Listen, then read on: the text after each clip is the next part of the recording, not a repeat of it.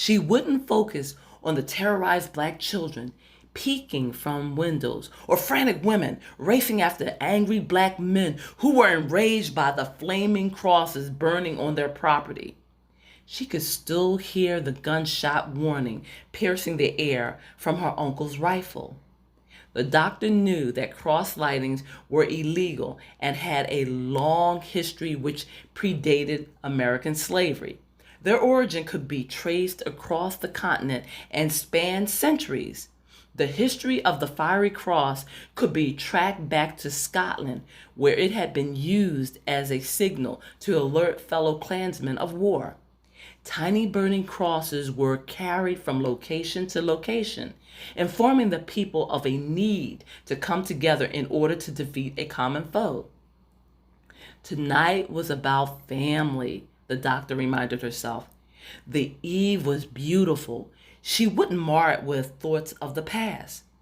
Cobra Dillon shuddered as she blinked away the vivid, graphic images of people and places she wanted to forget.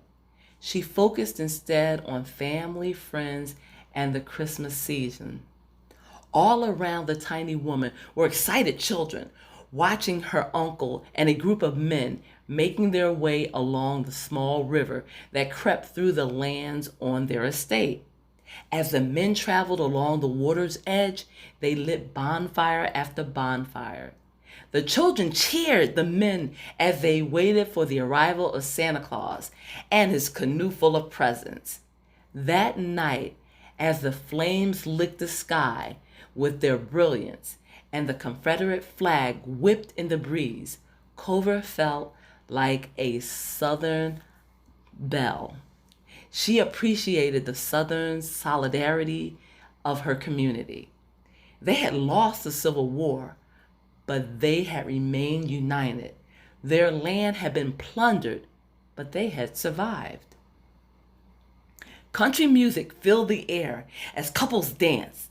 The children drank apple cider and lemonade while they chased one another in the grass and played games of tag and hide and seek.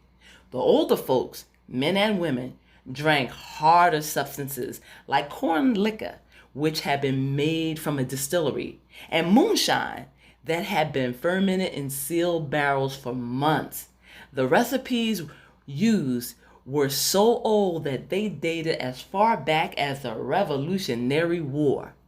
Cobra and Joshua Lee kissed and flirted throughout the evening as they socialized with neighbors and friends. The young couple gossiped and caught up on old times as they ate roasted pork, grilled lamb, and drank cold beer. As the night wore on, the dancing and playing stopped, and the entire congregation of friends and family gathered around the warm glow of embers from the bonfire and sang Christmas hymns. The soft angelic voices of the women and children filled the air with praises and thanksgiving as the baritone, brass, and alto voices of the men add a certain richness to the sound. The harmonicas, banjos, and flutes were played by some of the older folks below the spacious skies and twinkling stars as the Kane, Dillon, Mason, and Buford families wished each other a Merry Christmas and began to head up the steps of the old plantation.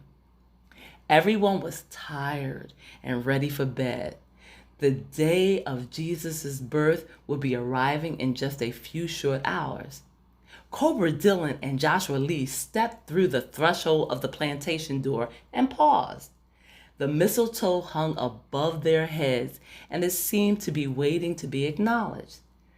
"Merry Christmas, darling," said the handsome young man with violet blue eyes and blonde hair the color of sugar cane. "Welcome home." Cobra smiled up at her man and waited for the kiss. "I am so happy to be here, Joshua," she said, accepting his kiss. "There ain't nothing in the whole world like a Christmas down south."